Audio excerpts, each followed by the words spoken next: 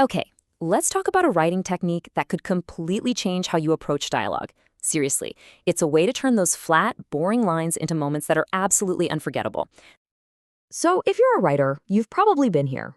You're trying to write realistic dialogue, and it ends up, well, a little too realistic. You know what I mean? Here's the thing. If you were to just transcribe a real life conversation, it would probably be kind of meandering and honestly pretty dull. It's full of small talk and filler that just doesn't push a story forward. So the big question for any writer is, how do you make dialogue feel real without actually being boring? Well, the answer comes from one of the most legendary and, yeah, notorious editors in all of American literature.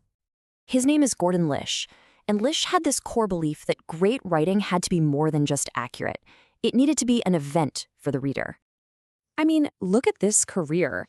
He was an editor at Esquire and then at Knopf, and he taught a whole generation of writers.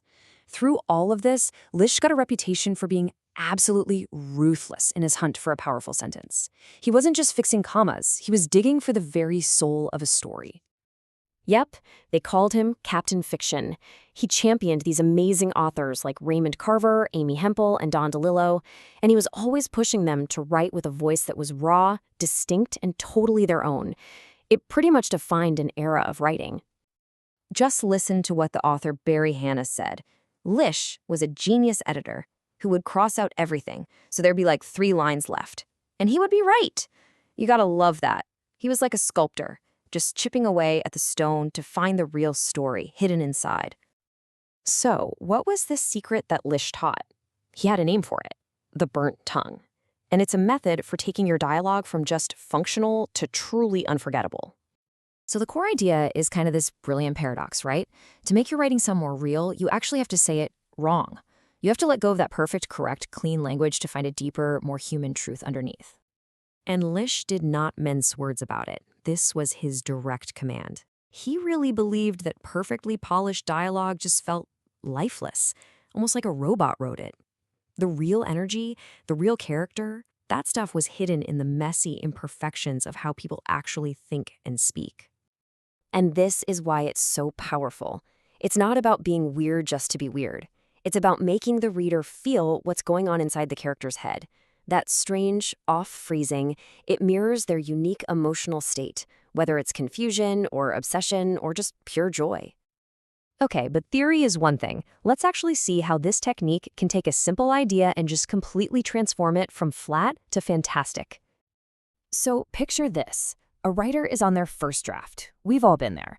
And they use a simple adverb to show a character is sad. It's a shortcut we all take.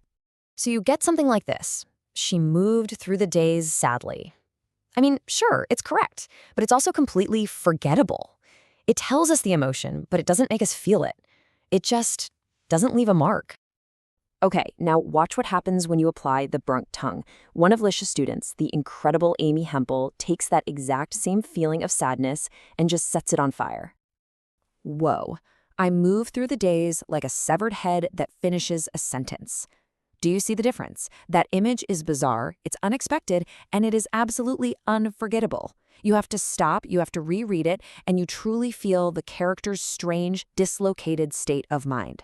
That's the power of the burnt tongue. Here's another one. The standard version is just a fact. That year when I was 18, a man almost killed me. It's just information. But look at the burnt tongue version from another Hempel story. It tells a whole story within the story. It's about class and trying to be sophisticated and being vulnerable, all wrapped up in this one peculiar detail. Okay, so you're probably thinking, this is really cool, but how do I actually do it in my own writing? Well, here is a super practical 4-step process you can use when you're revising your draft. Think of this as your new revision toolkit. So step 1, go on a hunt. Look for those lines that are just a little too direct, a little too clean. Step 2, get inside your character's head right in that moment. What are they really feeling? Then, step 3, twist it. Say it wrong. Use a weird metaphor. Mess up the grammar a bit. Make the words match their messy internal state. And finally, step 4, check your work. Does that new line make you pause? Does it reveal something new? And remember, you can just start with step 1. The point isn't to rewrite your entire book this way. It's about finding that one perfect moment in a scene.